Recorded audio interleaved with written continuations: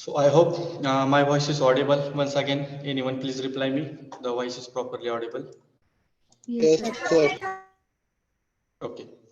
Okay. So in between, if it is not audible, so immediately send me the message or unmute from your side. So I will clear the things immediately. Okay. So good morning. So in the today's lecture, we will start with the second chapter. The name of the second chapter is the strain energy and the impact load. So whatever the first chapter we have covered, so the name of that first chapter is the simple stresses and the strain, and the chapter number one is very basic. So whatever the basic things are required for remaining seven chapters, that already we have covered in the chapter number one. So in the chapter number one, we have started with very basic and simple definitions like stress and strain. So what is meant by the stress? What is meant by the strain? What are the different types of stresses? What are the different types of strain? What are the important formulas? What is meant by the stress strain curve for the ductile material, brittle material, then definition of all the elastic constant, their relations, and also we have solved 5 to 6 types of numericals based on the chapter number one. And whatever the concepts we have studied in the chapter number one, so that all the concepts are important for remaining all the seven chapters, because whatever the list of the basic list of the formulas are there from the chapter number one, that list is again very useful for the remaining all the chapters. And this chapter number two, that is strain energy and the impact load. So for this chapter also, again some basic and some basic concepts of the chapter number one are also required.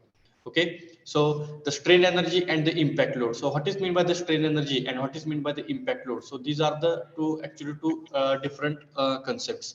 What is meant by the strain energy and what is meant by the impact loads? So when the strain energy will be developed in the body, that we have to understood through this particular chapter.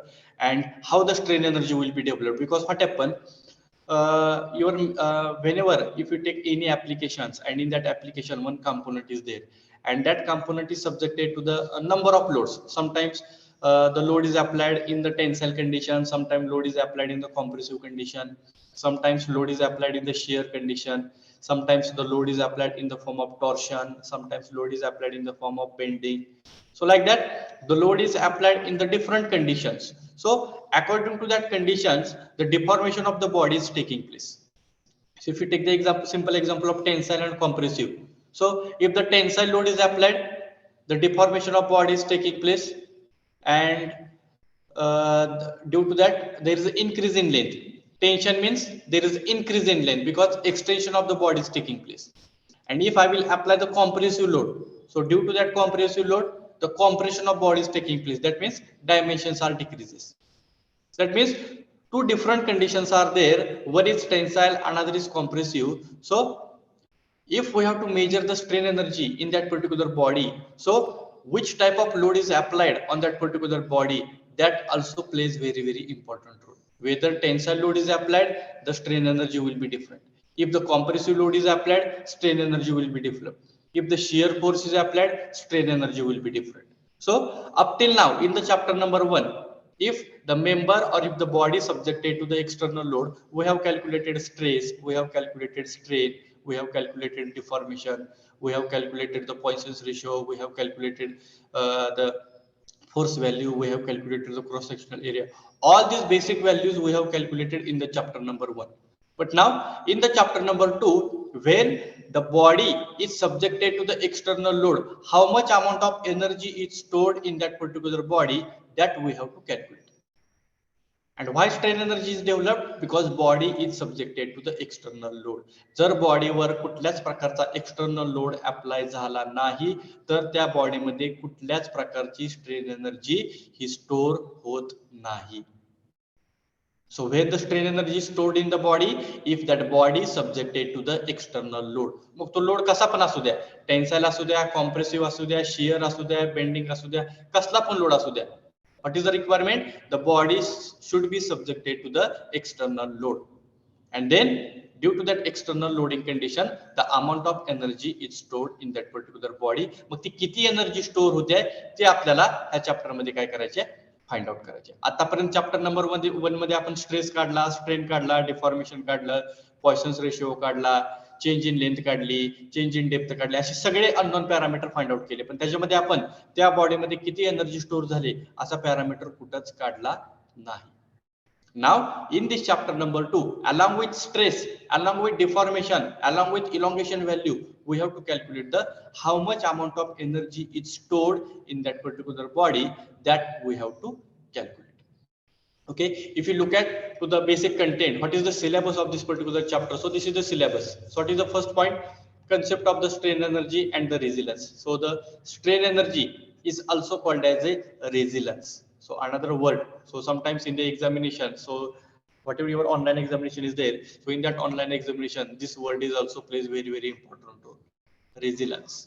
So resilience means it is also called as a strain energy. So you have to please keep these particular things in your mind.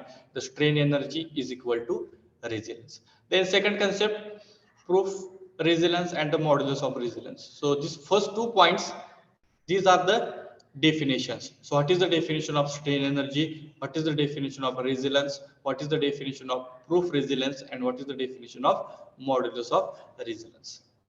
So these 3 definitions we have to discuss as a first 2 points, and then from the third point actually we have to go for the numerical solution. So what they have written here, determination of strain energy in tension compression for axially loaded members. Determination of strain energy म्हणजे बॉडीमध्ये किती strain energy store झाली आहे किंवा किती strain energy generate झाली आहे, that we have to calculate when that body subjected to the tension or compression. जर बॉडीवर टेन्साइल फोर्स असेल तर त्याच्यामध्ये किती स्ट्रेन एनर्जी असेल, जर बॉडीवर कॉम्प्रेसिव्ह फोर्स असेल तर त्याच्यामध्ये किती स्ट्रेन एनर्जी असेल. And in addition to that, whatever the force we are applying on that particular body, whether that force is gradual, whether that force is suddenly applied, or whether that force is impact, that is very important. Apply झालेला force हा gradually apply झालाय का suddenly apply झालाय का impact मध्ये apply झालाय, that understanding is also very important. And these 3 words, gradual, sudden and impact, these 3 words are plays very important role in this particular 3 chapters, because according to these 3 conditions, if applied force is gradual, then we have to use one standard formula, and based on that we have to calculate the strain energy. If applied force is sudden, again we are having the second formula for the sudden conditions, and by using that particular formula we have to calculate the strain energy. And third one, if the applied force is impact load is applied on the body, then again the formula will be different and we have to calculate the strain energy. That means in this particular chapter we have to study the 3 conditions, and these words they are mentioning in the numericals. तुम्हाला जे काय problem दिलेला असतो त्या problem मध्ये हा gradual word mention केलेला असतो, हा सडनली वर्ड मेन्शन केलेला असतो, आणि किंवा हा इम्पॅक्ट हा पण वर्ड काय केलेला असतो, मेन्शन केलेला असतो. Then we have to read the statement carefully. ज्यावेळेस न्यूमरिकल तुम्हाला विचारलं असतं त्यावेळेस तुम्हाला न्यूमरिकल एकदम व्यवस्थित रीड करायचं आहे, आणि त्या न्यूमरिकल मध्ये जर ग्रॅज्युअल हा वर्ड जर रिप्रेझेंट केलेला असेल तर त्या ग्रॅज्युअल साठी कुठला फॉर्म्युला आहे तोच फॉर्म्युला वापरून तुम्हाला त्या बॉडी मध्ये काय करायचे, स्ट्रेन एनर्जी फाइंड आउट करायची. मग दुसरा प्रॉब्लेम सडनचा असेल तर सडन साठी कुठला फॉर्म्युला आहे, that formula we have to use and we have to calculate the strain energy. So same procedure we have to follow for the calculation of strain energy in the body. But for that purpose, reading of the statement is very important. In which condition the statement they have given, and according to that we have to use the respective formulas and we have to calculate the strain energy. So formula, the procedure, their derivations are very simple, and this chapter is very simple. Only 2 to 3 problems, 2 to 3 formulas are there, and we have to use that formulas again and again for your further calculation. Okay, so this is the unit content. So this much points we have to cover in this particular chapter number 2, that is strain energy and the impact load. So once again I will explain in detail what is meant by the gradual, what is meant by the sudden, and what is meant by the impact, and what is the difference between gradual, sudden and impact. That I will explain in detail. But just now, for understanding the content, what exactly we have to study in this particular chapter, that we have to understood through this particular concept. Okay, so this is the basic syllabus or content we have to cover in this particular second chapter. And now we will start with the basic introduction of the strain energy. how the strain energy will be developed in the body, and what are the different applications of the strain energy. Okay, so what is meant by the strain energy? So for that purpose, I will give one simple example. So we will move to the next slide first. So I will draw one figure. Let us see. So this is the one rectangular section. Okay, and this rectangular section is subjected to the external load P. Okay, and this is the original length. Okay, and these are the dotted lines. These are the dotted lines. It indicates elongation due to the external force P. And these are the dotted lines. It will represent the elongation. And this is the cross-sectional area A of the body. Okay. So what this particular figure indicates? What this particular figure indicates? This is the bar, metal bar. I will say. This is the metal bar. Okay. If the metal bar is subjected to the external load P, so this is the P. This is the P, which is called as a external load. This is the P, which is called as a external load. If a metallic bar or if any component, if it is subjected to the external load P, then their deformation is taking place. Okay, so before application of force, before application of this external force, this bar is having original length L as a capital L. But what happened? I will apply this external force. For example, the 50 kilonewton force is applied. Let us assume that the 50 kilonewton external force is applied on this particular bar, and due to this, the elongation or the deformation of bar is taking place, and that deformation is indicated by this particular dotted lines. So whatever this 50 kilonewton external force is applied, it is tensile load.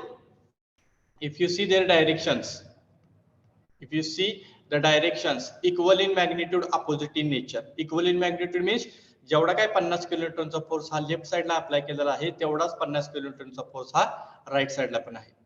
आणि एकाची direction ही left साइडला चाललाय आणि दुसरा हा right साइडला चाललाय. याचाच अर्थ काय? Equal in magnitude, opposite in nature. म्हणजे दोन्ही साइडची मॅग्निट्यूड इक्वल आहे, पण दोन्ही साइडचे नेचर काय opposite type. Means one is moving to the left side and another is moving to the right side. That is equal in magnitude, opposite in nature, and according to that direction. ह्याचा direction बघितल्या तर हा apply झालेला external force हा कसा आहे तर tensile condition मध्ये.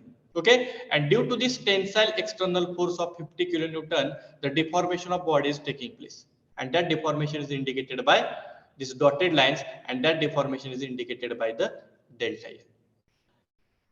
Now in the chapter number 1, this deformation value we have calculated. Chapter number 1 चा जर आपण स्टडी केला, if we remind that concepts, he deformation value आतापर्यंत आपण काढलेले.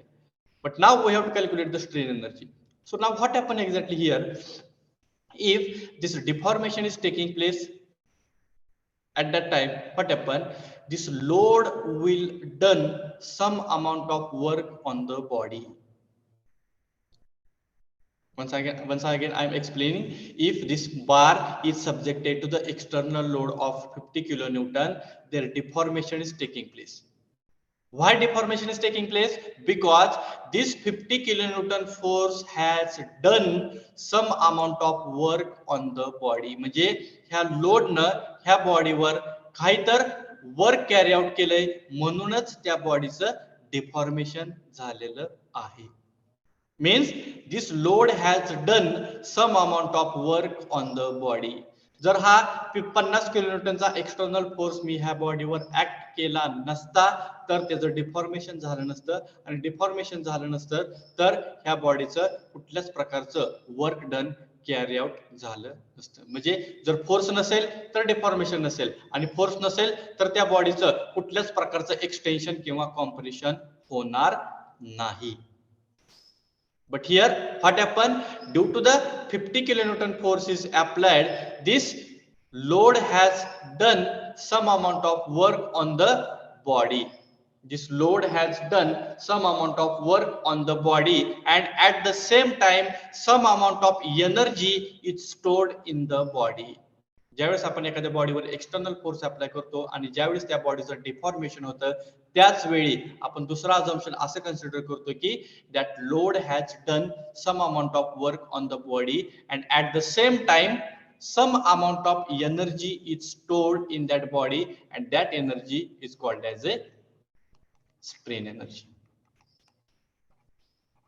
That energy is called as a strain energy. In chapter number 1, the strain energy concepts we have not studied, but actually it is there.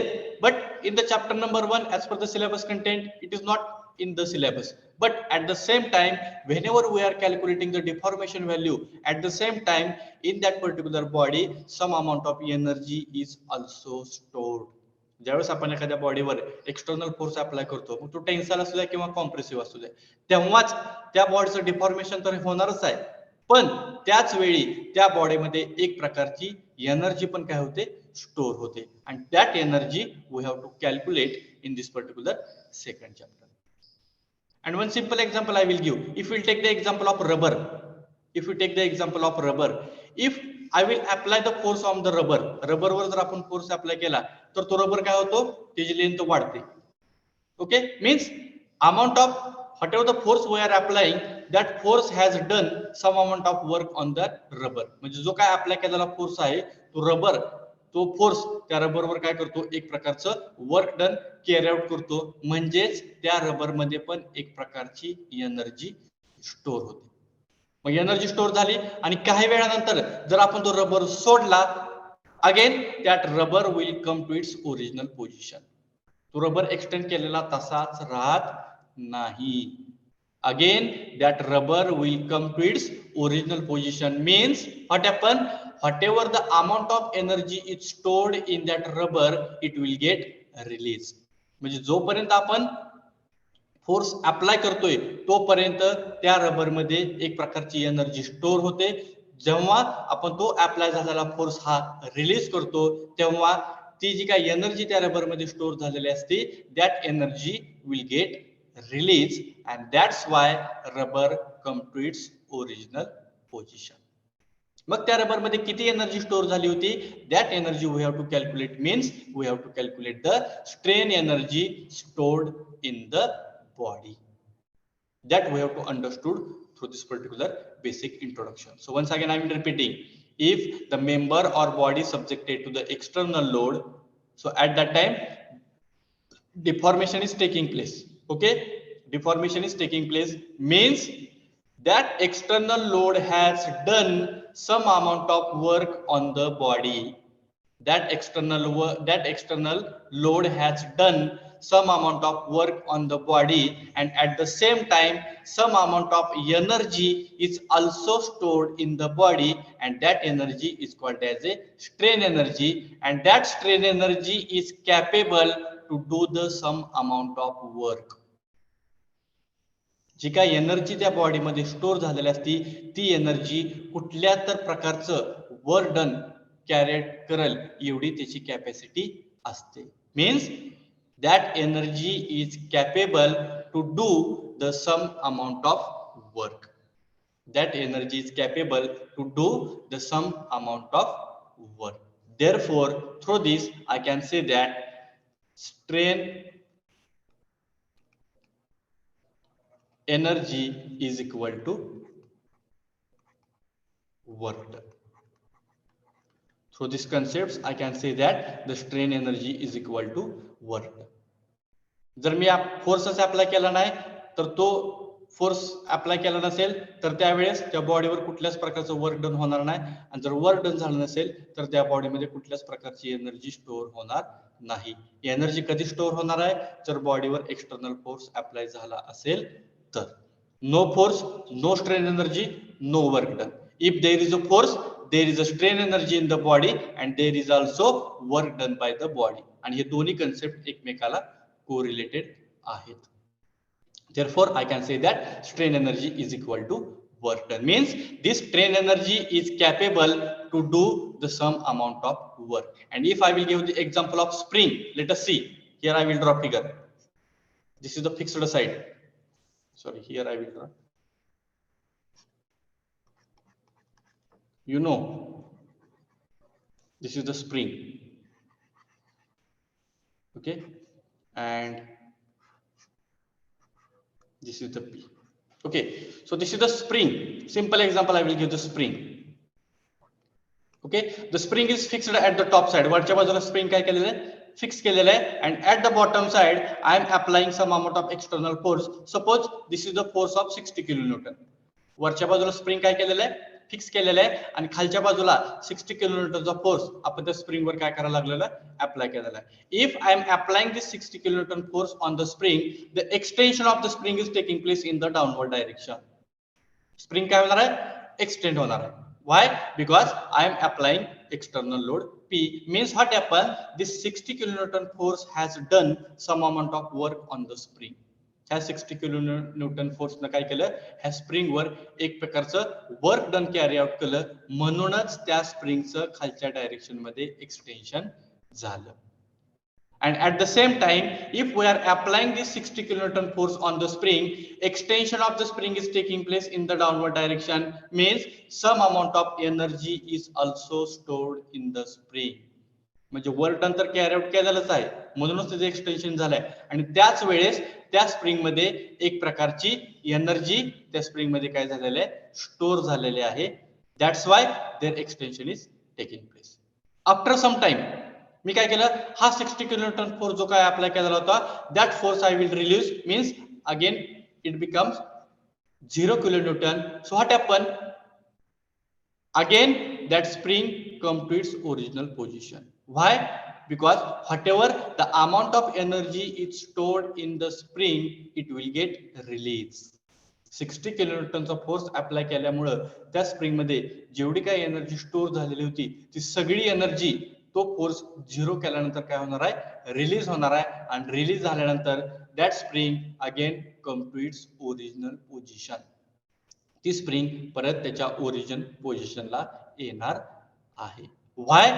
Because amount of energy stored in the spring it will get release. जोपर्यंत आपण त्या spring वर apply केलेला force हा 0 करत नाही, तोपर्यंत ती स्प्रिंग तशीच तुमच्या एक्सटेन्शन पोझिशन मध्ये राहणार आहे. एकदा का फोर्स तुम्ही 0 केला की ती स्प्रिंग त्याची ओरिजिन पोझिशनला येणार आहे. मग ओरिजिन पोझिशनला येते म्हणजे काय होते, तर त्या स्प्रिंग मध्ये जी काही एनर्जी स्टोर झालेली होती, ती एनर्जी काय होणार आहे, पूर्णपणे रिलीज होणार. and that strain energy we have to calculate. So this is the simple example of the spring, and we know that spring in our two-wheeler vehicles also, that stand is there at the bottom side, stand is there. ज्यावेळेस आपण stand खाली घेतो त्यावेळेस त्याच्यामध्ये पण एक प्रकारची spring असते, बरोबर आहे. मग ती स्प्रिंग आपण ज्यावेळेस आपण स्टँड खाली घेतो त्यावेळेस त्या स्प्रिंगचं पण एक्सटेन्शन होतं, म्हणजे त्या स्प्रिंग मध्ये काही तर प्रमाणात एनर्जी स्टोर झालेली असते. आणि ज्यावेळेस आपण व्हेकल आपल्याला स्टार्ट करायचं आहे त्यावेळेस अगोदर आपण काय करतो, ते स्टँड वरच्या बाजूला घेतो, म्हणजेच ते ऑटोमॅटिक थोडा जरी आपण धक्का लावला की लगेच ते स्टँड वरच्या बाजूला जातं. का? तर ज्यावेळेस स्टँड तुम्ही लावलेला असतं त्यावेळेस त्या स्प्रिंग मध्ये एक प्रकारची एनर्जी स्टोर झालेली असते, आणि ज्यावेळेस आपल्याला गाडी स्टार्ट करायची असते त्यावेळेस आपण स्टँड लावून थोडा धक्का देतो आणि लगेच ते स्टँड तुमच्या त्याच्या ओरिजिनल हॉरिझॉन्टल पोझिशनला येतं. म्हणजे whatever the energy is stored in that particular spring, it will get released. मग ती किती एनर्जी स्टोर झाली होती, that energy we have to calculate in this particular chapter, that is strain energy and the impact load. Okay, and by taking the reference of that, here these are the some examples of the strain energy. These are the some examples of the strain energy. If you see the example number 1, if you see the example of number 1, in Marathi we can call it as the Dhanushyaban. Okay, so in that this Dhanush is called as a arrow, and a string it is called as a, Marathi ज्याला आपण म्हणतो दोरा, that is called as a string. So this is the one example of the strain energy. Okay, तर ह्याच्यामध्ये जर तुम्ही बघितलं तर धनुष्यबाणची ओरिजिनल पोझिशन दिलेली आहे डॉटेड लाईन, आणि one person is there, he is stretching that particular string, he is stretching that particular string, means what happened, he is about to move that particular arrow in the forward direction. म्हणजे आपल्याला काय करायचं आहे, ह्या arrow मध्ये ह्या arrow मध्ये एक प्रकारची एनर्जी डेव्हलप करायची आहे. मग ती एनर्जी कशी डेव्हलप करायची तर तुम्हाला माहिती आहे धनुष्यबाणमध्ये so we have to stretch this particular string and once I will release this arrow will start moving in the forward direction. तो बाण काय होणार आहे पुढच्या डायरेक्शन मध्ये जाणार आहे. व्हाय बिकॉज ह्या स्ट्रेचच्या ह्या दोऱ्याचा वापर करून आपण त्याच्यामध्ये एक प्रकारची एनर्जी स्टोअर केली आणि ती स्टोअर केलेली एनर्जी आपण ह्या बाणाला दिली आणि त्यामुळेच तो बाण काय केला पुढच्या डायरेक्शन मध्ये मूव्ह व्हायला. Means amount of potential energy we have converted into the kinetic energy. म्हणजे जोपर्यंत आपण तो बाण सोडत नाही तोपर्यंत त्याच्यामध्ये एक प्रकारची कायनेटिक एनर्जी असते म्हणजे इट इज स्टेशनरी. आणि ज्यावेळेस तो बाण आपण सोडतो त्या दोऱ्याची एनर्जी त्या बाणाला जाणार अँड देन दिस arrow जर आपण बाण म्हणतो दॅट बाण will start moving in the forward direction. म्हणजे त्या दोऱ्याची एनर्जी त्या बाणामध्ये जाणार आणि मगच तुमचा बाण काय होणार पुढच्या बाजूला मूव्ह होणार. Means that kinetic energy of the string is converted in potential energy of the string is converted into the kinetic energy. जर ह्या ठिकाणी जर हा दोऱ्याला जर आपण स्ट्रेच केलं नसतं आणि जर आपल्याला धनुष्य सोडायचं असलं असतं तर it is not possible. So in order to generate some amount of energy in the string we have to stretch it and then we have to release it and once it will get released the amount of energy is transferred from the string to the arrow and then that arrow will start moving in the forward direction. And when it is possible when there is a amount of energy in the arrow. Okay, so this is the example of the strain energy. Then again one more example I have given at the bottom side. Hammer and one knee is there. जर आपण खिळा म्हणतो. One hammer is there and one knee is there. So if I have to support or if I have to apply this particular knee on some wood or on our wall. जर आपल्याला एखाद्या गोष्टीमध्ये एखाद्या लाकडामध्ये किंवा एखाद्या भिंतीमध्ये जर आपल्याला खिळा मारायचा असेल तर आपण हाताने कधीच अप्लाय करत नाही. So for that purpose we are using the hammer. We are using the hammer. So here also the concept of the strain energy is there. Okay, so here if you see at the bottom side this knee is there म्हणजे खालच्या बाजूला खिळ आहे वरच्या बाजूला hammer आहे. Okay, आज पहिल्या condition मध्ये hammer there is a distance between knee and the hammer. म्हणजे पहिल्या जर फिगर मध्ये जर बघितलं तर नी मध्ये किंवा ह्या खेळामध्ये किंवा ह्या हॅमर मध्ये एक प्रकारचा डिस्टन्स आहे एवढं डिस्टन्स आहे. ओके, त्यावेळेस त्याच्यामध्ये कुठली एनर्जी असणार आहे तर पोटेन्शियल एनर्जी असणार आहे. Okay, what is the second condition indicates I am applying the hammer on the knee. म्हणजे काय करायला लागलोय ती हॅमरचा वापर करून I am applying some force on the knee. म्हणजे या खेळ्यावर आपण काय करायला लागलोय तो हॅमर प्रेस करायला लागलोय किंवा we are applying the force. Means this potential energy is converted into the kinetic energy. म्हणजे ज्यावेळेस तुमचा कंपाऊंड हा स्टेशनरी पोझिशन मध्ये असतो त्यावेळेस त्याच्यामध्ये स्टोअर झालेली एनर्जी कुठली असते पोटेन्शियल एनर्जी असते. आणि ज्यावेळेस तो कंपोनंट आपण मुव्हेबल करतो then that potential energy will be converted into the kinetic energy. म्हणजेच आपण सेकंड स्टेप मध्ये काय करायला लागलोय तर ह्या हॅमरचा वापर करून आपण त्या खिळ्यावर काय करायला लागलोय तो मारायला लागलोय.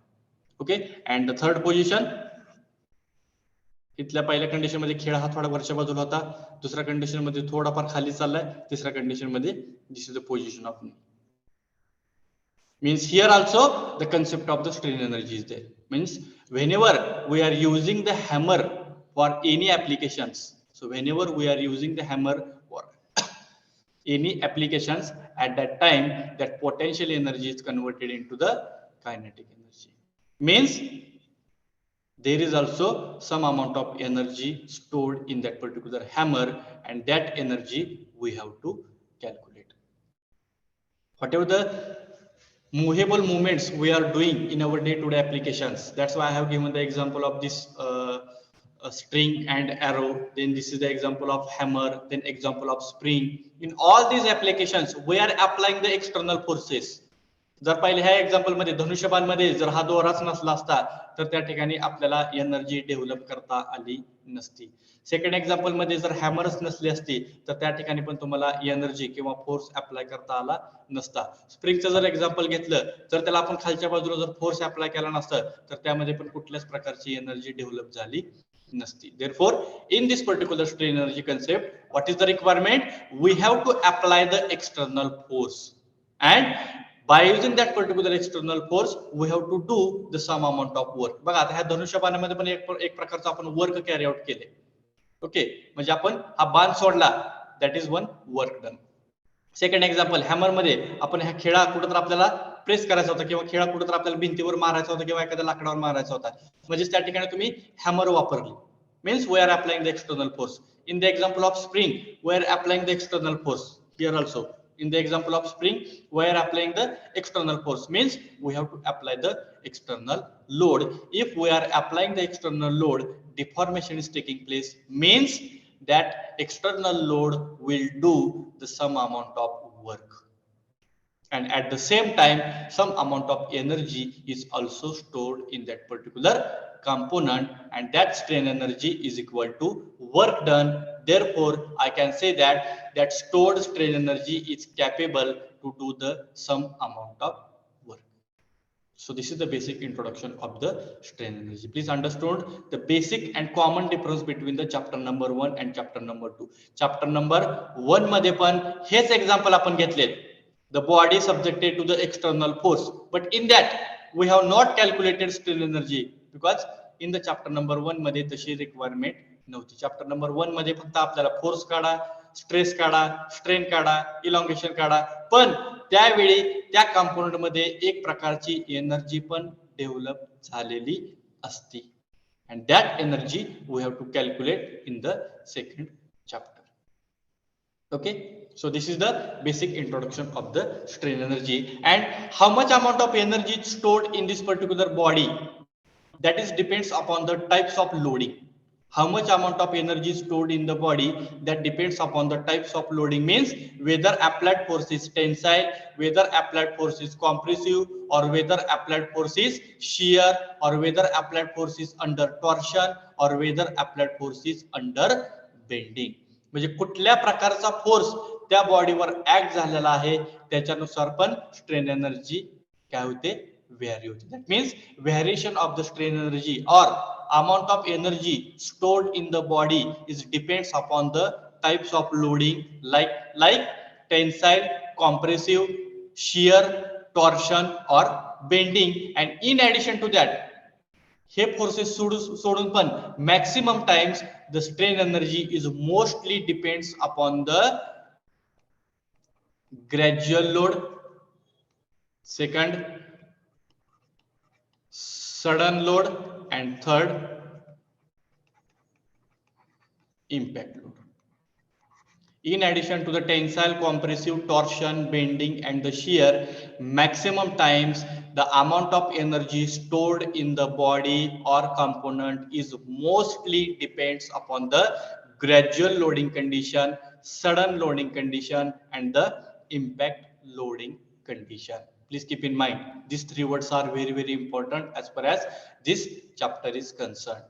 And now with tensile, compressive, shear, bending हे तर इम्पॉर्टंट आहेतच, पण त्याच्यापेक्षा पण जास्त this gradual condition, sudden load condition, and impact load condition are very important, because based on this particular three loads we have to solve the numericals.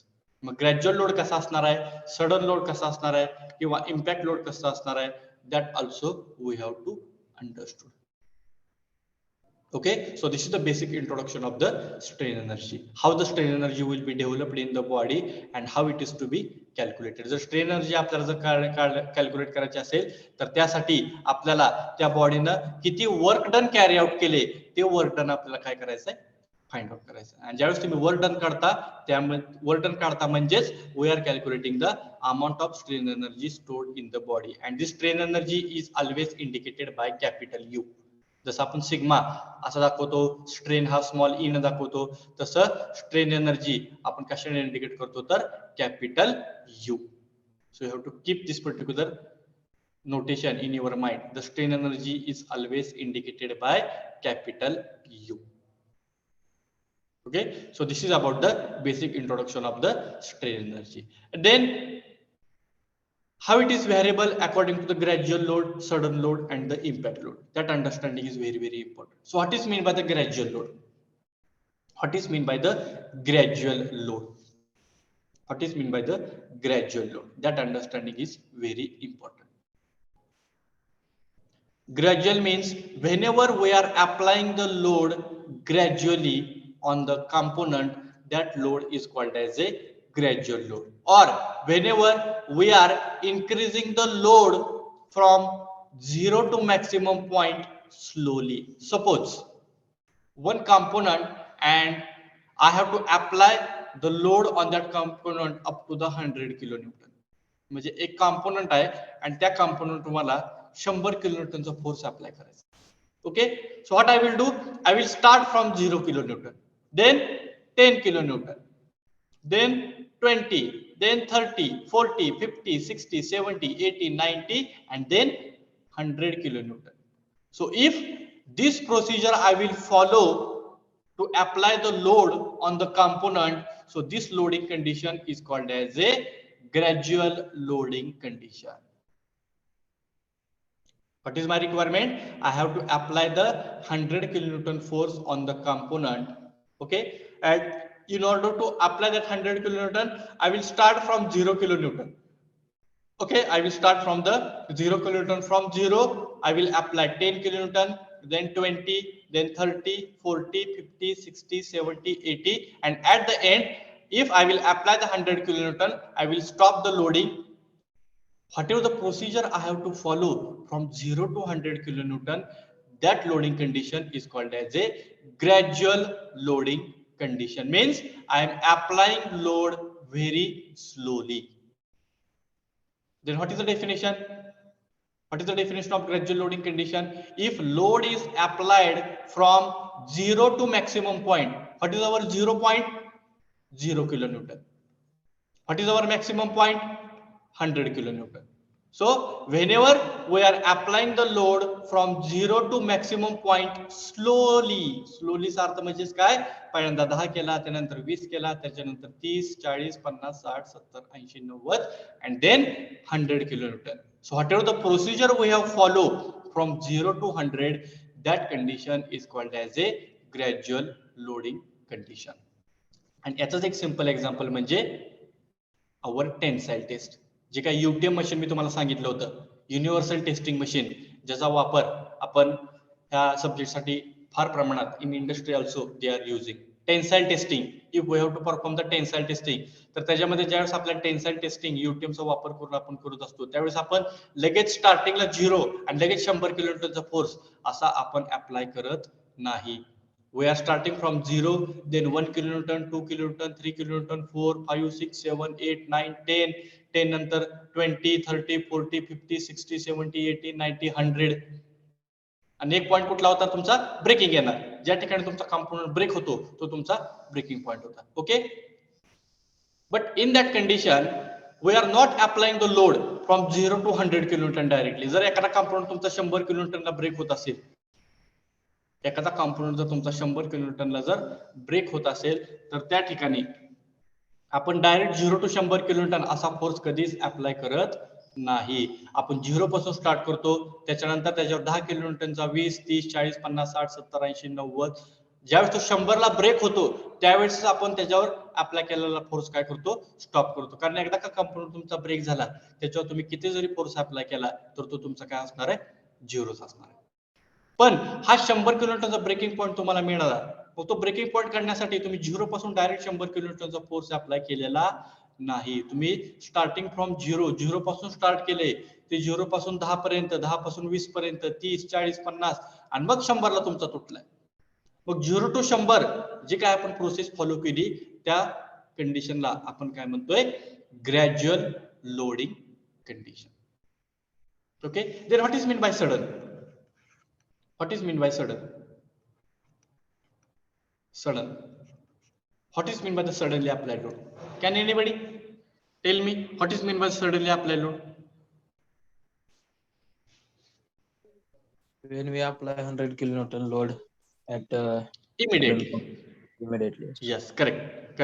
100% it is correct. When we are applying 100 kilonewton load immediately, म्हणजे पहिल्या ह्याच्यामध्ये आपण 0 पासून 10, 20, 30, 40, 50, 60, 70, 80, 90, 100 From zero to maximum point, we have applied the force. Therefore, that load is gradual. But what is meant by the suddenly applied load? Initially, load is 0 kilonewton. Okay, but after 0 kilonewton load, immediately, if I am applying 100 kilonewton force, that condition is called as a suddenly applied load. म्हणजे मधले जे काय 10 kilonewton 20 kilonewton 30 kilonewton हा कुठलाच force आपण अप्लाय केलेला नाही. Directly from 0 kilonewton, if I am applying 100 kilonewton load immediately within fraction of second, if I am applying, then that load becomes 100 kilonewton force. But in gradually, it is taking time. For first 30 seconds, 10 kilonewton. For next 30 second, 20. For next 30 second, 30 kilonewton. For next 30 second, 40, 50, 60, 100. That means for 100 kilonewton, for suppose it will take the 2-minute time. Means 2 minutes are required from 0 to 100. Means slowly we are increasing the load. But in sudden condition, we are not increasing the load continuously. Directly, what is my requirement? I have to apply the 1000 kilonewton force on component. So in that condition, what I will do? Immediately, I will apply the 1000 kilonewton. There is no any in between loads. त्याच्यामध्ये 100, 200, 300, 400, 500 असा कुठलाच load त्याच्यामध्ये नसणार आहे. Directly from 0 kilonewton to the 1000 kilonewton, if I am applying 1000 kilonewton force in fraction of second, 1 ते 2 सेकंदामध्ये जर मी तो force apply केला तर that condition is called as a suddenly applied load. Getting? आणि ह्याचं एक्झाम्पल जर आपण बघितलं गेलं, if we have to measure the weight of the component, बघा एखाद्या गोष्टी जर आपल्याला वेट मेजर करायचं असेल तर आपण डायरेक्टली काय करतो, एका पिशवीमध्ये तो भरतो आणि डायरेक्ट ते वजन काट्यावर ठेवतो. जर ते बरोबर असेल तर it is correct. If it is maximum, त्याच्यामधलं आपण थोडंफार कमी करतो. जर त्याच्यामध्ये कमी असेल तर त्याच्यामध्ये फक्त थोडं ऍडिशन टाकतो. If you take the example of weight of the vehicle in the sugar industry, you know about that, and everyone is aware about this particular application. That is, if we have to measure the weight of the tractor, ज्यावेळेस tractor हा उसानं भरलेला असतो त्यावेळेस आपल्याला काय करावं लागतं, त्याचं वेट मेजर करावं लागतं. बरोबर आहे. Before it is moving to the crushing, before it is moving to the crushing section, what is the requirement?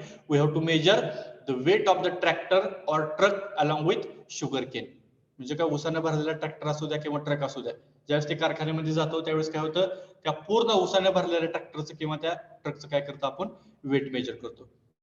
Whenever we are measuring this particular weight, what we are doing? We are not taking the vehicle slowly on that particular weighing machine. आपण slowly vehicle ते घेतो, ठीक आहे. Weight measure करायचं म्हणजे आपल्याला vehicle त्या ठिकाणी स्लोली मूव्ह करावी लागते. But if you think about the measuring procedure, so what I will do, immediately I will take this particular tractor or the truck along with sugar cane on the weighing machine, and accordingly that weighing machine will give the result of the weight of that particular tractor along with sugar cane. म्हणजे आपल्याला एक प्रकारचं वजन मिळतं. So this is the example of suddenly applied load. Means suddenly I will take this particular tractor or the truck on the weighing machine and immediately you will get weight of that particular vehicle. So this is the example of the sudden. मग त्या ठिकाणी जर पहिल्यांदा आपण tractor नेला, मग त्याच्यानंतर दुसरी trolley नेली, मग त्याच्यानंतर तिसरी ट्रॉली नेली, तर ही कुठली प्रोसिजर झाली? Gradually applied load. मग त्यावेळेस त्याचं जर आपण सिंपल एक्झाम्पल घेतलं तर पहिल्यांदा ट्रॅक्टर घेतला आणि एक ट्रॉली घेतली, एका ट्रॉलीचं वेट मेजर केलं. त्याच्यानंतर पहिली ट्रॉली सोडली, त्याच्यानंतर आपण दुसरी ट्रॉली घेतली, त्याचं वेट मेजर केलं. म्हणजे this is the condition of gradually applied load. म्हणजे पहिल्यांदा trolley number 1 we have measured, then trolley number 2 we have measured, then trolley number 3 we have measured. That means slowly we have measured the load.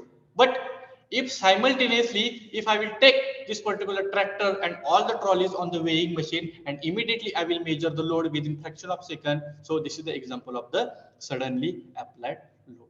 That means from 0 to maximum point, from 0 to maximum point, if I am applying the load suddenly in fraction of second, that load will be the suddenly applied load. And second definition is from 0 to maximum point, if I am applying the load slowly, on the component, that load is called as a gradually applied load. Okay, then what is meant by the impact load? This is very, very important. What is meant by the impact load? This is the somewhat different. Impact load is somewhat different. What is meant by the impact load? So for the impact load, if I will give the example here, let us see at the right side I will give.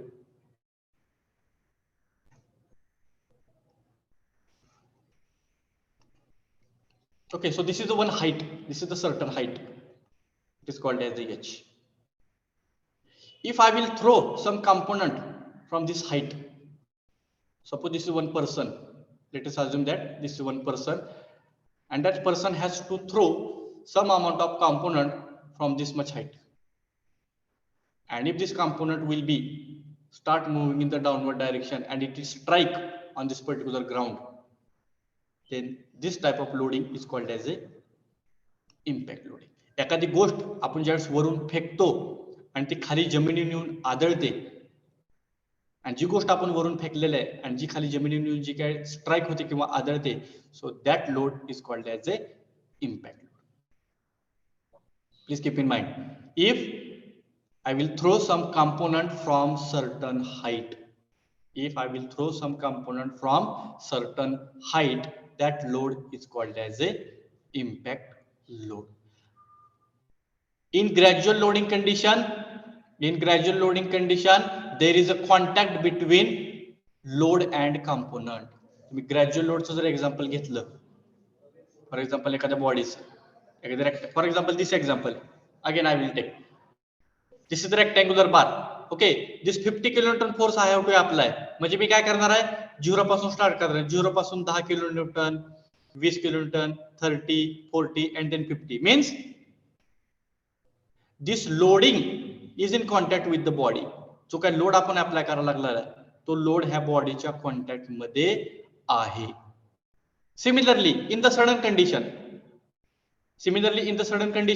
if I have to apply the 60 kilonewton force, means here I will fix this particular body in the loading condition and immediately I will apply the 60 kilonewton. म्हणजे fraction of second मध्ये मी 60 किलोन्यूटनचा force apply करेल. म्हणजे 50 किलोन्यूटनचा apply करताना मी 0 पासून 10, 20, 30, 40 हा apply करताना पण ह्या लोडचा आणि ह्या बॉडीचा एक प्रकारचा कॉन्टॅक्ट आहे. तसंच सडनली 60 किलोन्यूटनचा फोर्स अप्लाय करताना ह्या 60 किलोन्यूटनचा आणि ह्या बॉडीचा पण कॉन्टॅक्ट आहे. But if you think about the impact loading condition, जो कॉम्पोनंट आपण वरून फेकणार आहे आणि ज्याच्यावर आपण तो फेकणार आहे किंवा ज्याच्यावर तो कॉम्पोनंट येऊन आदळणार आहे, त्याच्यामध्ये कुठल्याच प्रकारचा इनिशियल कॉन्टॅक्ट नाही. There is a certain height between component and this particular ground position.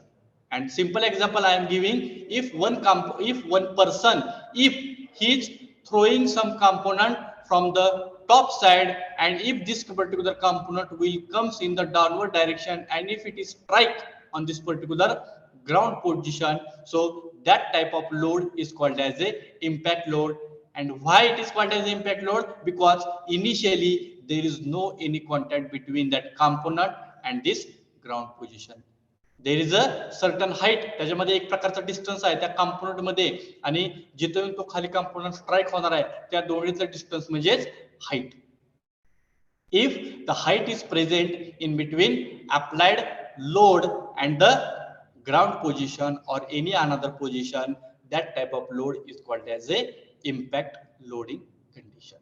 In gradual and sudden, there is a contact between the loading condition and, म्हणजे ज्याच्यावर आपण लोड अप्लाय करतोय आणि ज्यांना आपण लोड अप्लाय करतोय ह्या दोन्हीच्या मध्ये ग्रॅज्युअल आणि सडन मध्ये एक प्रकारचा कॉन्टॅक्ट आहे. But in case of a impact loading condition, initially there is no any contact component मध्ये आणि खालच्या पोझिशन मध्ये. There is a certain distance and that distance is called as a height. Falling height ज्याला आपण म्हणू शकतो, falling height, जिथून आपण कंपोनंट फेकणार आहे तिथून जिथं कंपोनंट घेऊन स्ट्राइक होणार आहे त्या दोन्हीतलं डिस्टन्स म्हणजे आपण काय म्हणतो, फॉलिंग हाईट. किंवा आपण बॉल जर वर फेकला तर तो बॉल खाली येऊन आदळणार आहे, मग जिथून तो खाली आला आणि खाली जमिनीवर स्ट्राइक झाला त्या दोन्हीतलं डिस्टन्स म्हणजे फॉलिंग हाईट. आणि ज्यावेळेस that ball will strike on the ground or at the bottom side, that type of load is called as a impact load or impact loading condition. That's why in the strain energy calculation, the gradual applied load, suddenly applied load, and the impact load, it plays very, very important role. And these words they are mentioning in the statement. ज्यावेळेस आपण याच्यावरची numerical solve करणार आहे त्यावेळेस त्या statement मध्ये they are mentioning the gradual word, impact load or sudden load, and according to that word we have to use the respective formula. Gradual साठी strain energy काढायचा formula वेगळा आहे, suddenly साठी formula is different, impact साठी formula is different. Therefore, in addition to tensile, compressive, shear, then torsion and bending, the gradually applied load, suddenly applied load, and impact load, it plays very, very important role in strain energy calculation. Okay, so this is the basic introduction of the strain energy and the impact load. Now, everyone has understood what is meant by the strain energy, how it is developing in the body, what is meant by the work done, मग तो force त्या बॉडीवर कसं work done carry out करतो, त्या बॉडीमध्ये strain energy कशी store होते, ती energy कशी रिलीज होते, केव्हा रिलीज होते, that understanding is very, very important. Yes, have understood the basic concepts of the strain energy and types of loads, gradual, sudden, and the impact loading? Yes, sir. What about others? I want replies from all the students, that is A division, B division students. You can give the replies in the chat Yes, box sir. also, so I can. Sir.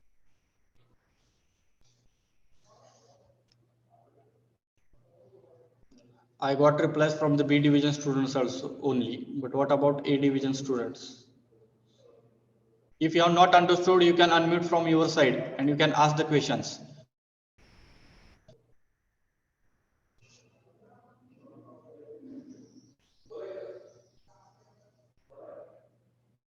If you have any question, if any point is not understood, immediately you can unmute from your side and you can ask the question so I can clear the doubts.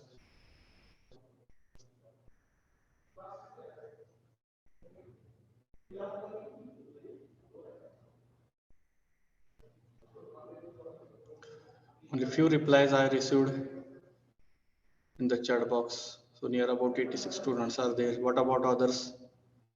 Whether they are attending the lecture just for attendance or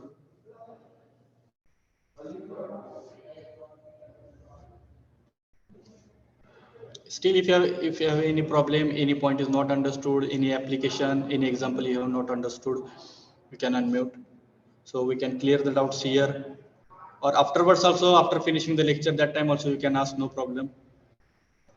I hope everyone has understood. So these are the very basics and the straightforward concepts are there. So you just keep in your mind. Okay, so this is the basic introduction of the strain energy and what is meant by the gradually applied load, suddenly applied load, and what is meant by the impact load. So now we will discuss about some definitions. So we have discussed the strain energy definitions as per examples points of concern.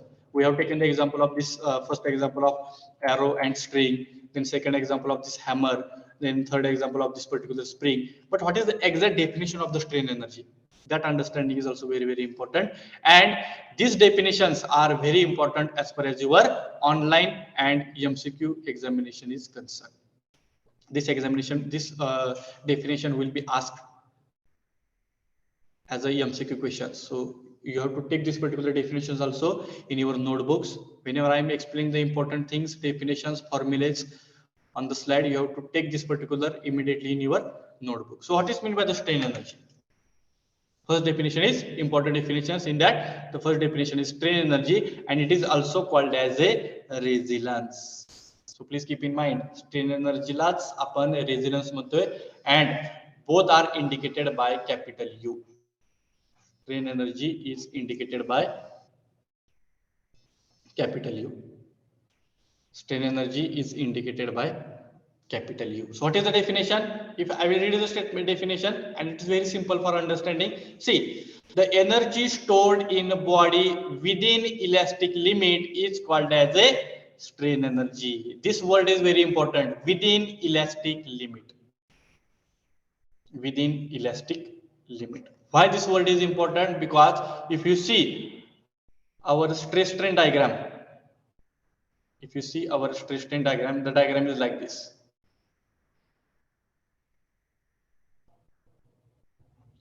Okay, the diagram is like this. And त्याच्यामधला एक प्रकारचा point इथं important होता, तो म्हणजे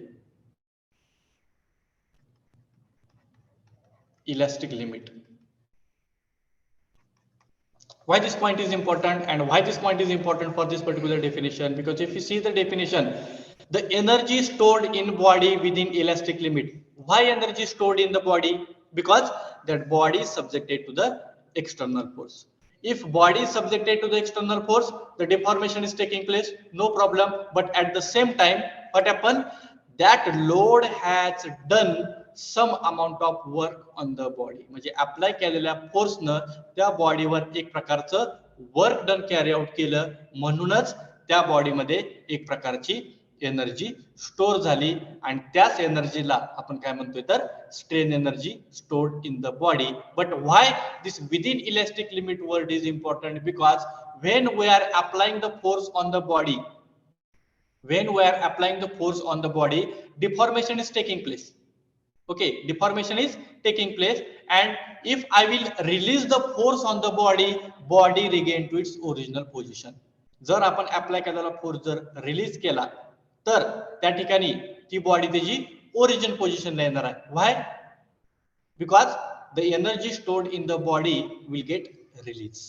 आपण force release केला म्हणजे त्याच्यामध्ये स्टोर झालेली एनर्जी पण काय झाली? रिलीज झाली. मग ती एनर्जी रिलीज झाली म्हणजेच body come to its original position.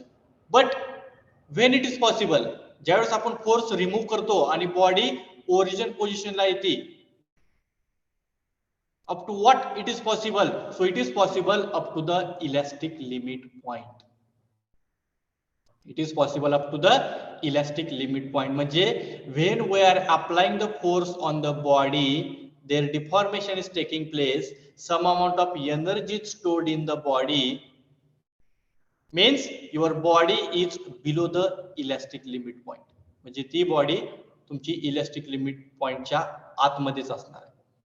We are releasing the force, आपण अप्लाय केलेला फोर्स रिलीज करतोय, means body regain to its original position. It is possible before elastic limit point. एकदा का तुमच्या बॉडीनं इलास्टिक लिमिट पॉइंट क्रॉस केलं आणि जरी तुम्ही फोर्स रिलीज केला, body does not regain to its original position. For example, 30 kilonewton is the elastic limit point आणि तुम्ही 50 kilonewton फोर्स अप्लाय केला. Elastic limit point is available up to the 30 kilonewton only, and we are applying the load up to the 45 kilonewton. Whether body will regain to its original position or not? Can you tell me? Whether body regain to its original position or not. We are applying the load 45 kilonewton and elastic limit is 30 kilonewton. Is it possible? No, sir. No. It is not possible because the elastic limit of the point, elastic limit of the body is available up to 30 kilonewton only. म्हणजे 30 kilonewtonच्या आत तुम्ही किती जरी force apply केला आणि तो release केला तर body त्याची ओरिजिनल पोझिशनला येणारच आहे. मग 25 करा, 20 करा, 15 करा, 10 करा, 5 किलोमीटर करा, no problem. But once that body will cross the 30 kilonewton and we are applying the 35 आणि तर 35 किलोमीटरला जर तुम्ही फोर्स रिलीज केला, it is not possible to come the body its original position. कारण त्याचं लिमिट आहे 30 किलोमीटर पर्यंत आणि तुम्ही अप्लाय केलाय 35 kilometre. because that body is already crosses their elastic limit आणि प्रत्येक बॉडीला त्याचं इलास्टिक लिमिट पॉइंट आहे. त्याच्या ठराविक पॉइंट पर्यंत जरच तुम्ही फोर्स रिमूव्ह केला तरच ती बॉडी त्याच्या ओरिजिन पोझिशनला येते. त्याच्या लिमिटच्या बाहेर जर तुम्ही फोर्स रिमूव्ह केला, अप्लाय केला आणि तो त्यावेळी जर रिलीज केला, body does not regain to its original position. Therefore this elastic limit point is very important. त्यामुळे ज्यावेळेस आपल्याला त्या बॉडी मधले स्ट्रेन एनर्जी फाइंड आउट करायची असते त्यावेळेस we have to apply the force up to the elastic limit point only. एकदा का त्या बॉडीने इलास्टिक लिमिट पॉइंट क्रॉस केलं आणि जर तुम्हाला स्ट्रेन एनर्जी त्या बॉडीमध्ये किती स्टोअर झाली हे जर मेजर करायचे असेल, it is not possible to measure, कारण ती बॉडी त्या ओरिजिनल पोझिशनला येणारच नाही. मग किती स्टोअर झाले एनर्जी आणि किती रिलीज झाले, that we are unable to calculate. Therefore, the energy stored in the body within elastic limit, elastic लिमिटच्या आतमध्येच जेवढी काही एनर्जी त्या बॉडीमध्ये स्टोअर झालेली आहे त्या एनर्जीला आपण काय म्हणतो तर strain energy, or it is also called as a resilience or resilience. So please take this particular definition in your notebook. Strain energy or the resilience, which is indicated by capital U, the energy stored in the body within elastic limit is called as a strain energy or resilience, and their units also I have written here. The SI unit is Newton meter. Take this particular unit. Based on this particular unit also, one MCQ question will be there in the examination. The unit of the strain energy is Newton meter, Newton per mm square, centimeter, Newton per mm cube. So from that you have to choose the correct option, either Newton meter or either Joule. Sometimes the options will be given in the form of Newton meter, or sometimes it will be given in the Joule. But you have to keep both the units in your mind, so immediately we can give the answer. Okay, so this is the basic definition of the strain energy. The energy stored in the body. When energy is storing, if that body is subjected to the external force. If there is no external force, no deformation, no energy stored in the body. Therefore, the energy stored in the body within elastic limit, that energy is called as a strain energy, or it is also called as a resilience, and it is indicated by the capital U. Okay, so this is the first definition. Then second, proof resilience. Proof resilience, and it is indicated by Umax. Only resilience means strain energy. Only resilience means strain energy, and that is indicated by capital U. And now we have to calculate the proof resilience, and that is indicated by Umax. Definition is somewhat same. Definition is somewhat same. What is the definition? The maximum energy stored in the body within elastic limit. If you see the first definition and second, here what word they have mentioned? The energy stored, and here what they have mentioned? The maximum energy stored. Means this maximum word is plays very important. When we are calculating the maximum energy stored in the body, when we are saying that maximum energy stored in the body, if that body sustain the maximum amount of load or maximum amount of stress, at that time, whatever the energy is stored in that particular body, that energy or that concept is called as a proof resilience. त्यामुळे त्याला आपण काय indicate करतो तर Umax. U represents normal energy stored in the body. म्हणजे 30 किलोन्यूटनचा force apply केला इथं, 30 kilonewton म्हणजे काय सांगतोय तुमचा विदिन इलास्टिक लिमिट पॉइंट. त्या 30 किलोन्यूटनला किती स्ट्रेन एनर्जी स्टोअर झाली, 20 किलोन्यूटनला किती स्टोअर झाली, 10 किलोन्यूटनला किती स्टोअर झाली, 15 किलोन्यूटनला किती स्टोअर झाली, 5 किलोन्यूटनला किती स्टोअर झाली. So this is the strain energy, or it is called as a resilience. But each and every component is having their maximum limit. म्हणजे एखाद्या बॉडीवर आपण किती लोड अप्लाय करू शकतो. We are starting from 0 kilonewton, but that body will sustain the load of 150 kilonewton. The body will sustain the load of 150 kilonewton. That body will sustain the load of 150 kilonewton. Means this 150 kilonewton represents the maximum limit of the body. म्हणजे त्या बॉडीवर फक्त 150 kilonewton पर्यंतच आपण load apply करू शकतो. मग त्या 150 ला किती strain energy store झाली ही जर आपल्याला काढायची असेल तर we have to apply the concept of proof resilience. Means this concept is applicable only for 150 kilonewton. पण त्याच्या आतले 140 ला काढायचं असेल, 135 ला काढायचं असेल, 120 ला काढायचं असेल, 100 ला काढायचं असेल. So at that time this basic definition is sufficient. Which one? Strain energy and the रेझिलन्स.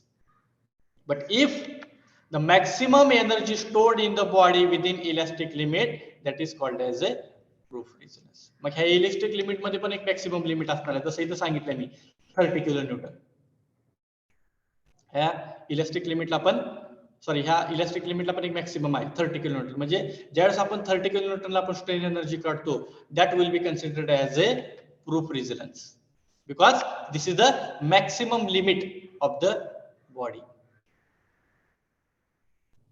But before that, if I am calculating 25, if I am calculating for 20 kilonewton, if I am calculating for 50 kilonewton, that will becomes under the first definition, that is strain energy. But if we are calculating for the maximum point, then that will be the proof resilience and it is indicated by the Umax. So please understand the basic definitions.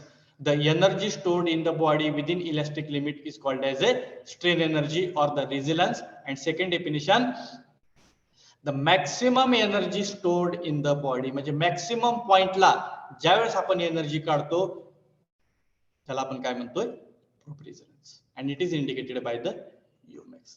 मागच्या ह्याचा formula काय असणार आहे बघा, U is equal to sigma square upon 2E into 1. म्हणजे strain energy साठी formula फक्त sigma मॅक्सच्या ऐवजी आपण काय केलं फक्त सिग्मा घेतला. म्हणजे हा काय झाला तुमचा नॉर्मल स्ट्रेस झाला.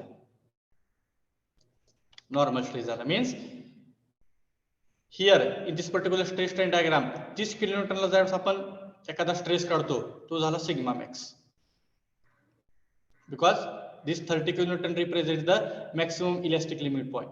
पण ज्यावेळेस तुम्ही 25 किलोन्यूटनला सिग्मा काढता, 20 किलोन्यूटनला सिग्मा काढता, 15 किलोन्यूटनला सिग्मा काढता, 10 किलोन्यूटनला सिग्मा काढता, तो that sigma becomes only sigma value. म्हणजे मॅक्सिमम पॉइंटला ज्यावेळेस तुम्ही स्ट्रेस काढता तो झाला सिग्मा मॅक्स आणि त्याच्या आतला कुठल्या जरी पॉइंटला तुम्ही ज्यावेळेस स्ट्रेस काढता दॅट बिकम्स ओनली सिग्मा. जसं मी इथे एक्झाम्पल घेतलंय 150 kilonewton. For 150 kilonewton this is the maximum limit आणि त्या फोर्सला जर ज्यावेळेस तुम्ही सिग्मा काढला असेल तर that value is the sigma max value. आणि त्याच्या अलीकडे 145 असू द्या, 140 असू द्या, 135 असू द्या, that will becomes only sigma value.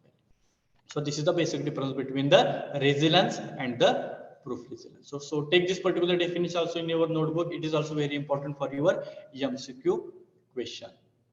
The strain energy stored in the body is called as a the energy stored in the body within elastic limit is called as a strain energy or resilience, and the maximum strain energy stored in the body within elastic limit is called as a proof resilience. And what is the formula?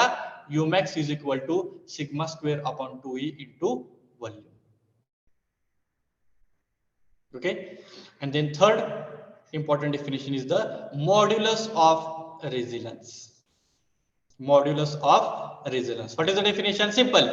It is the ratio of proof resilience per unit volume. The ratio of proof resilience per unit volume is called as a modulus of resilience. And what is the formula? Sigma square upon 2E. बघा definition काय? It is the proof resilience per unit volume. Proof resilience. What is mean by the proof resilience? बघा sigma max divided by 2E into volume. This is the proof resilience divided by per unit volume. It is the ratio of proof resilience per unit volume. परत volume ने divide केलं आणि हा volume जर cancel केला तर तुमचं equation काय राहणार आहे फक्त sigma square max divided by 2E और सिग्मा स्क्वेअर अपॉन 2E. फक्त इक्वेशन आपण सिग्मा मॅक्सच्या फॉर्म मध्ये लिहिलं काय आणि सिग्मा मध्ये लिहिलं काय, both are same. So these are the three definitions which are very important for your MCQ questions. So take the third definition also. It is the proof resilience per unit volume is called as a modulus of resilience, or we can generate the another definition. Modulus of resilience is defined as ratio of proof resilience to the volume. It is the ratio of proof resilience to the volume. That ratio is called as a modulus of resilience. But the volume from the numerator, volume from the denominator, it will get cancelled and you will get the final equation in the form of sigma square upon 2E. So these three definitions are very important for your MCQ questions. And many times students are becomes confusion what is mean by the resilience and what is mean by the proof resilience. Resilience लाच आपण strain energy असं म्हणतोय आणि त्या definition मध्ये maximum word नाही. Energy stored in the body within elastic limit is called as a resilience, and second, maximum energy stored in the body within elastic limit is called as a proof resilience. Sometimes students are become confusing here. Maximum word कशाला आहे, resilience ला आहे का proof resilience ला आहे? That is the confusion part. But you have to keep in mind maximum word is applicable for proof resilience definition, and only energy word means maximum word is not applicable for the strain energy or the resilience definition. Okay, so take this particular three definitions in your notebook. Have you taken these three definitions along with formulas? Yes, sir. Take this all the three definitions in your notebook immediately. Strain energy or resilience, it is indicated by capital U. Energy stored in the body within elastic limit is called as strain energy, and maximum energy stored in the body within elastic limit is called as a proof resilience. And proof resilience ला जर आपण volume ने divide केलं तर ती definition येते modulus of resilience. आलेल्या फॉर्म्युलाला फक्त volume ने डिवाइड करायचंय, म्हणजे modulus of resilience is equal to proof resilience upon volume. Simple definition. Modulus of resilience is equal to proof resilience upon volume. Everyone has to take. I received the replies only from the B division. What about A divisions? Whether they are taking or not, I don't know. Take these definitions in your notebook.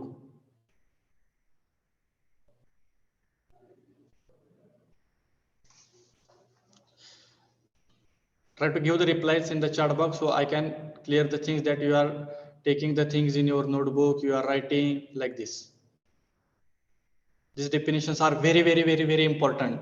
Make it IMP in your notebook also.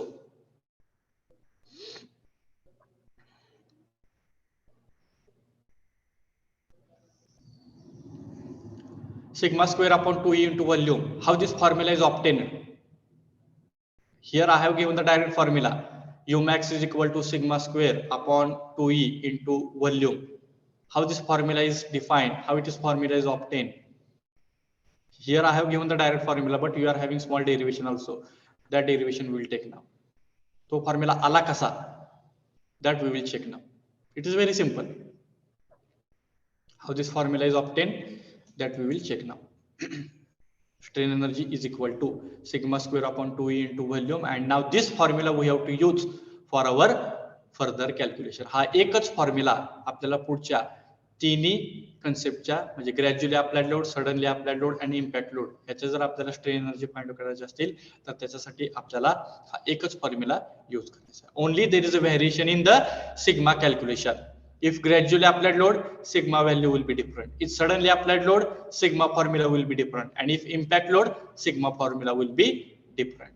U formula is same for all the three conditions, that is gradually, suddenly and the impact. Only there is a change in the sigma calculation. Sigma का change होतोय तर apply झालेला force change होतो. जर force change होत असेल तर त्या ठिकाणी तुमचा स्ट्रेस पण 100% चेंज होणार. That's why there is a variation in the sigma formula. Okay, I hope you have taken this, and now we will define how U is equal to sigma square upon 2E into volume. How this particular formula is obtained. U is equal to. So for that purpose, you take this particular heading in your notebook also. You take this particular heading in your notebook also and draw the figure. I will draw this particular figure. What is the required for the derivation purpose?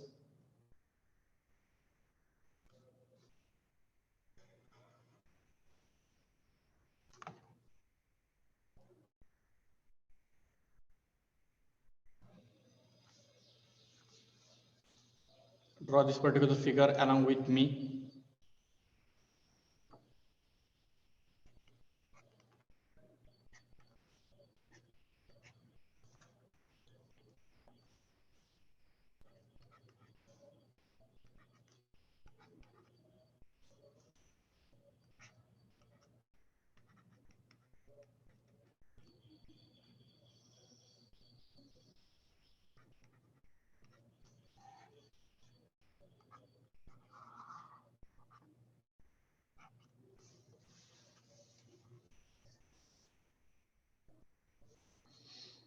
in bracket strain energy U in the body subjected to the axial force, and in bracket out there gradual load. For this derivation purpose, whatever the force we have considered, that is gradual load.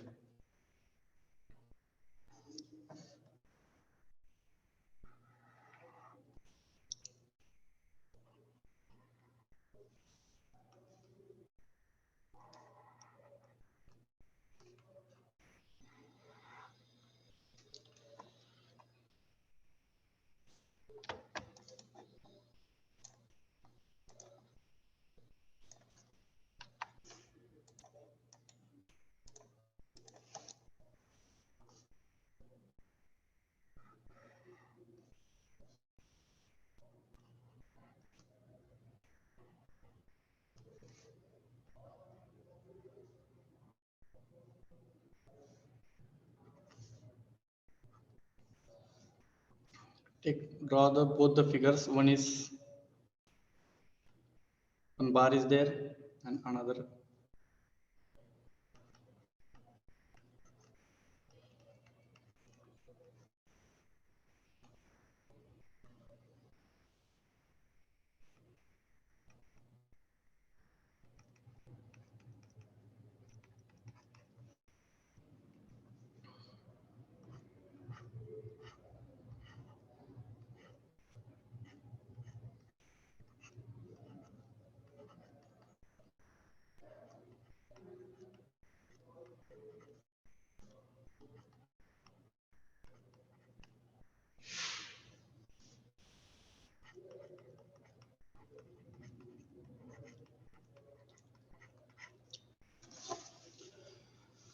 Draw both the figures immediately.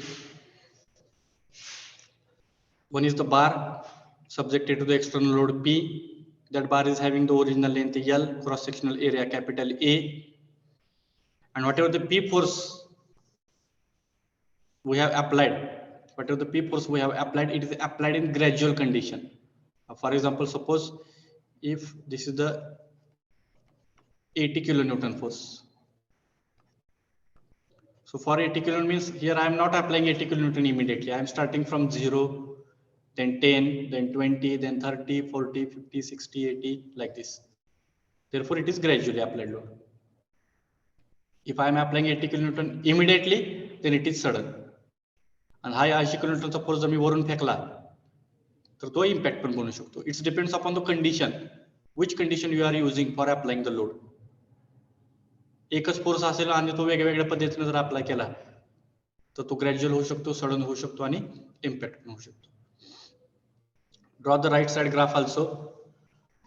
On the x-axis, delta L is there. On y-axis, load is there. Then there is a straight line up to the elastic limit point. Then make it hatching. There is the elastic limit point, and that triangle you will get. It is write down that triangle area under the curve in bracket work done. Area under the curve in bracket work done.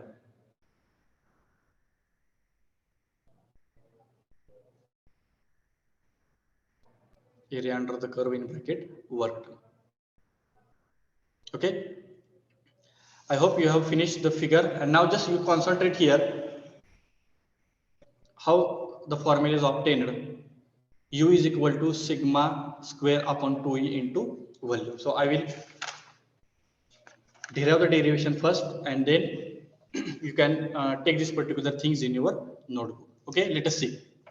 Okay, so in order to obtain the formula for the strain energy, that is formula for the U, what I have done, I have subjected one rod. So this is one bar or rod. I have considered one rod or bar. It is subjected to the external load P, and that rod is having the original length L and the cross-sectional area as a capital A. Okay, so what happened? If I am applying some amount of external load on this particular rod, according to that application of load, here I have generated the one graph. So starting from 0 point, so this is the origin. In graph also you can see the 0 point is there. So my requirement is that I have to apply the 80 kilonewton load. Okay, so what I will do initially, starting from the 0 point, then I will apply 10 kilonewton, then 20. Okay, here I point, then 20, then 30, 40, 50, 60, this is 70, and this is the 80. Okay, so 80 kilonewton point, 80 kilonewton force I have applied up to the elastic limit point. That means this particular bar is having the elastic limit up to the 80 kilonewton only. म्हणजे हा 80 kilonewton पर्यंत तुम्ही force apply केला आणि जरी तो release केला, body come to its original position. पण हा 80 नंतर तुमचा 85, 90, 100 तर झाला आणि तुम्ही फोर्स जरी रिलीज केला, body does not regain to its original position because as per the definition, energy stored in body within elastic limit च्या आतमध्ये जेवढ्या काय पॉइंटला एनर्जी आहे, that energy we have to calculate. Okay, so here let us consider a one bar which is subjected to the external load P having length L, cross sectional area A. Okay, due to this particular external force P, some amount of deformation is taking place. So if you see the graph, if I am increasing the load, the deformation on the x-axis is also goes on increasing. That means up to the elastic limit, या पॉइंटला A म्हणतो मी, up to the point A, up to the elastic limit point A, the load and deformation are directly proportional to each other. Up to the point A or up to the elastic limit point A, the load and delta L deformation are directly proportional to the each other. Means if load is increases, deformation is increases. And this inclined line from O to A, जी काय O to A inclined line आहे, ती एकमेकाला proportional आहे, perfectly inclined line आहे. म्हणजेच काय सांगते, the load and delta L are directly proportional to the each other. Means I can say that delta L is equal to deformation of rod, and due to this force some amount of stress is also induced. That stress is also called as a stress induced in the rod. Let us assume that. So due to the external force P applied, the deformation is taking place. If we are applying the force, means that body is subjected to some amount of stress also. We don't know how much amount of stress is developed. We don't know how much amount of stress is developed, but it is developed. Therefore, we have to consider the stress and the deformation in the further derivation. Means due to the external force P, if I am increasing the load continuously, the deformation is also increases. Means from this particular second graph, I can say that the load and deformation are directly proportional to each other, because this OA, point O to A, whatever the line is there, that is perfectly inclined line. Now what happen if we are applying this external force P, the deformation is taking place, means what happen, this load has done some amount of work on this particular bar. Deformation झालंय म्हणजे काय झालेलं आहे, this load has done some amount of work on this particular bar, means some amount of energy is also stored in this particular bar. परत पहिले concept आली. If we are applying external force on this particular bar, this external load has done some amount of work on this particular body or on this particular rod, means some amount of energy is also stored in the rod. जर ती energy release केली तर बार परत त्याच्या original पोझिशनला येणार. But we don't have to release because we have to calculate that energy. Means from this particular statement, I can say that strain energy is equal to work done. But how to calculate we have to calculate the strain energy. Strain energy काढण्यासाठी आपल्याला अगोदर work done find out करावं लागेल. If we have to calculate the strain energy, we have to calculate the work done. And if we have to calculate the work done, so for that purpose, this second figure is important. And why this second figure is important? Because whenever we have to calculate the work done, we have to use the area under curve. In the second figure, This O to A, it is perfectly inclined line. That means load and deformation are directly proportional to each other. मग त्या point A पासून मी खाली एक vertical line draw केली आणि त्याच्यापासून here you will get one nature, you will get one figure in the form of triangular section.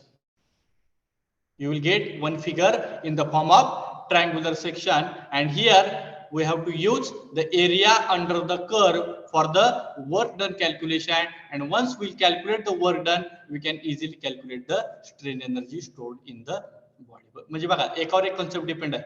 जर मला strain energy find out करायचं असेल तर मला वर्क डन फाइंड आउट करायला लागेल. जर मला वर्क डन फाइंड आउट करायचं असेल तर मला पहिल्यांदा whatever the nature you will get in the second figure in the curve, that area we have to use for the further calculation. Now if I have to calculate the work done, then work done is equal to area under the curve. Now please tell me, area under the curve is in triangular in cross section. तो बरोबर आहे. OA, here I will represent the point B खालच्या बाजूला OAB. Area under the curve, that is triangle OAB. What is the formula for the area under the curve as per the nature of this particular area? Triangular section, what is the area formula? 1/2 P into delta L. I want basic formula. 1/2 Base into height, 1/2.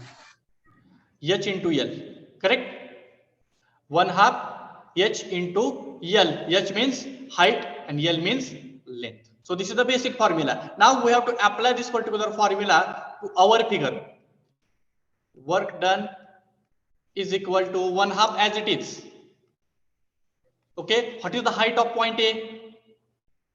What is the height of point A? That's why here I have written the dotted lines. P. What is this point A? This is the P. Consider this is capital P. So write down H means capital P. What is L? From 0 to horizontal distance. What is this? Point B? Delta L. Delta L. Please keep in mind. म्हणजे vertical distance आपण capital P consider केलं कारण vertical वाय axis वर आपण capital P म्हणजे force indicate केलेला आहे आणि horizontal distance वर L म्हणजेच आपण डेल्टा एल घेतलाय कारण delta L is represented in horizontal axis. Okay, so this is 1/2 P into delta L. So this is the work done. How it is calculated? By using the area under the curve. By using the area under the curve. Now, next we have,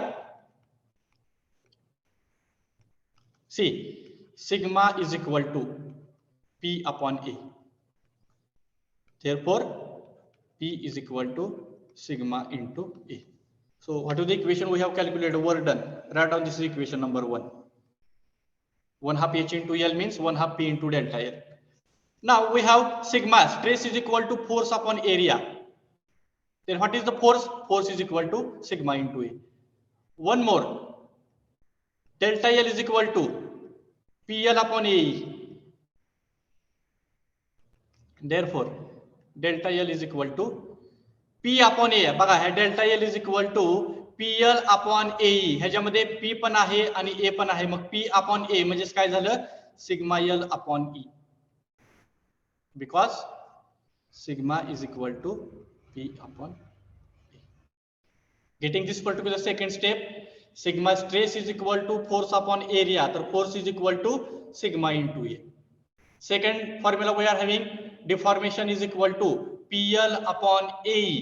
Okay, this L is constant, E is constant. ह्याच्यामध्ये वरच्या न्यूमरेटरच्या बाजूला P पण आहे आणि डिनॉमिनेटरच्या बाजूला A पण आहे. म्हणजे इथं पण तुमची स्ट्रेसचा फॉर्म्युला सॅटिस्फाय होतोय. Delta L is equal to PL upon AE. मग P अपॉन A च्या ऐवजी आपण काय घेतला? फक्त सिग्मा घेतला आणि तेच डिफॉर्मेशनचा formula in the form of sigma L upon E असलेला. Now what I will do, put above two values in equation 1. Therefore, work done is equal to 1/2 P into delta L. 1/2 as it is. P ची value काय काढली आपण? Sigma into A into delta L ची value काय काढले? Sigma L upon E. Okay. Now if I will simplify this term, sigma into sigma square, हे 2 खालच्या बाजूला आहे असं लिहिलं, into area into length divided by capital E. Now please tell me what is meant by the area into length? What is meant by area into length? Volume. Volume. It is applicable for which? This formula will be applicable for the rectangular section also as well as circular section also. And area into length, write down here. Volume is equal to area into length. Capital V is equal to A into L. Therefore, sigma square upon 2E into volume. This is work done. How work done is calculated? By using the area under the curve. Mug curve मध्ये आपला कुठला area आला होता triangular साठी?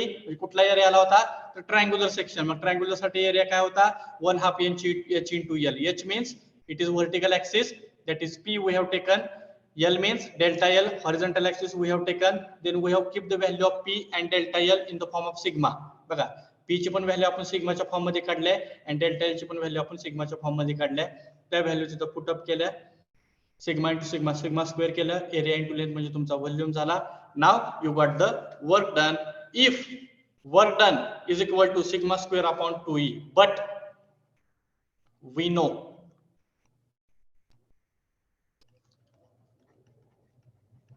strain energy is equal to work done. Previous equation I can write equation 2.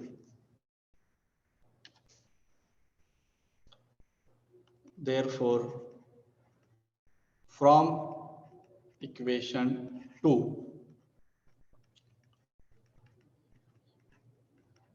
strain energy is equal to capital U is equal to sigma square upon 2E into volume.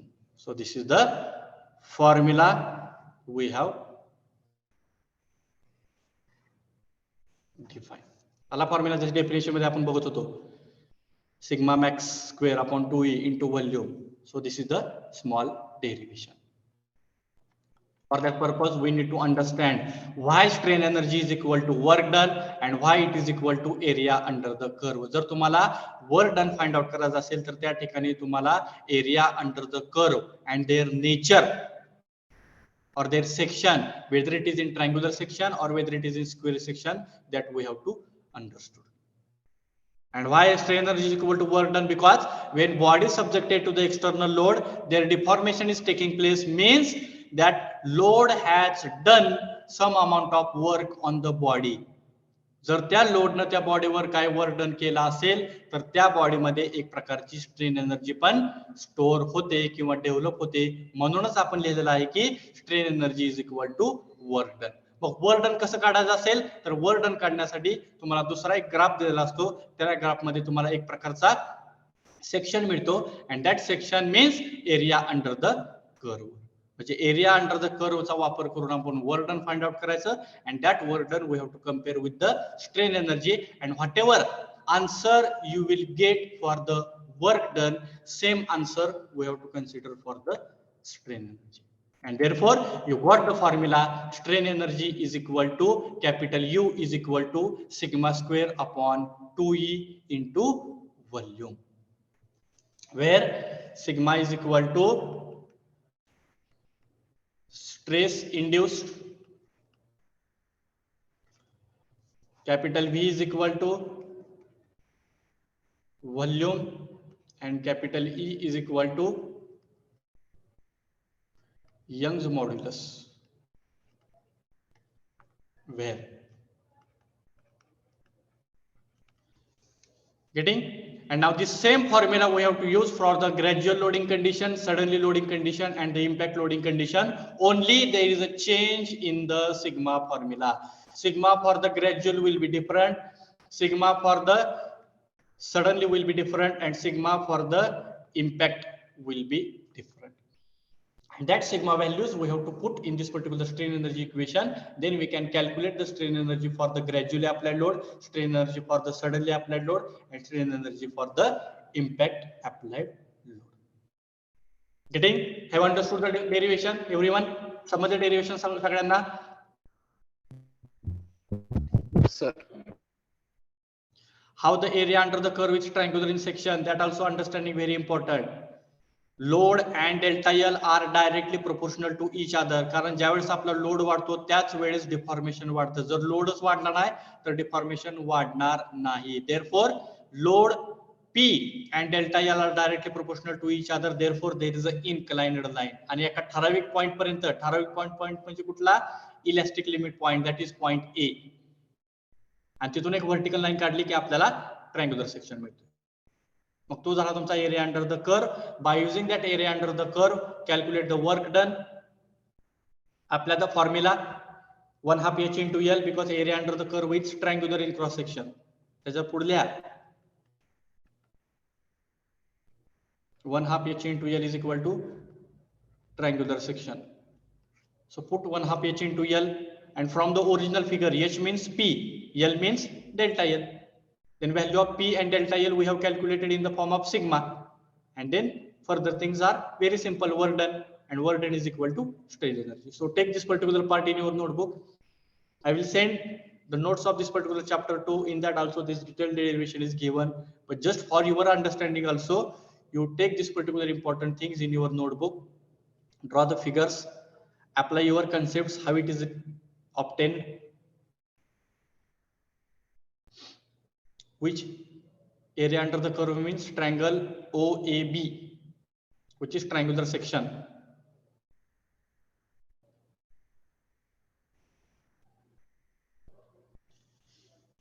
Is the everyone has understood? सर्वांना समजले का? If you have not understood, please unmute from your side. I will explain the things again.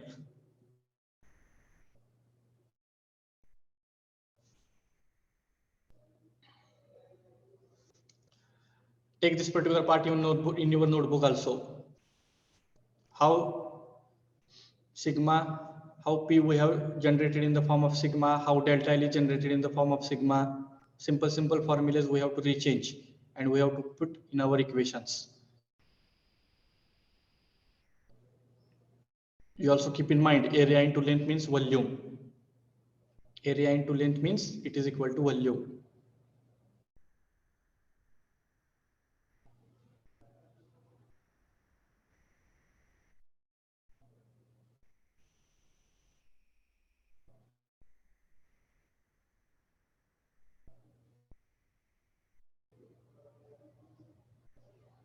Take these things in your notebook.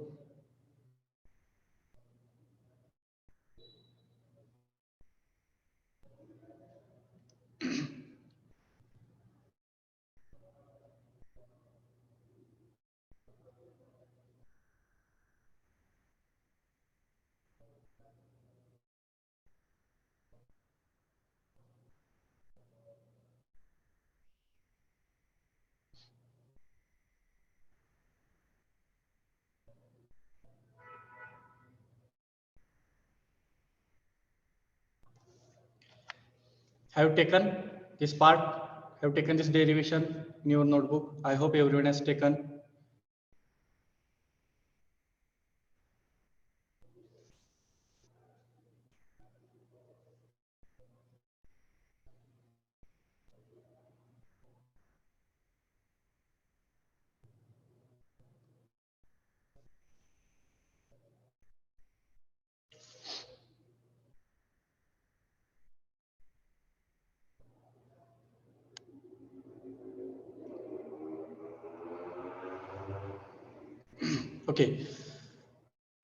Okay, so with this today we will stop here. In the next lecture, we will take two small derivations for the gradually applied load and the suddenly applied load in the next lecture, and then we will start with the numerical. So now only two small derivations are there in the form of sigma calculation. How sigma formula will be different for gradual load, how sigma formula will be different for the suddenly applied load, and how sigma formula will be different for the impact load. That small derivations we will take in the next lecture, and then we will start with the numericals. Okay, so with this today we will stop. Remaining part we will take in the next lecture.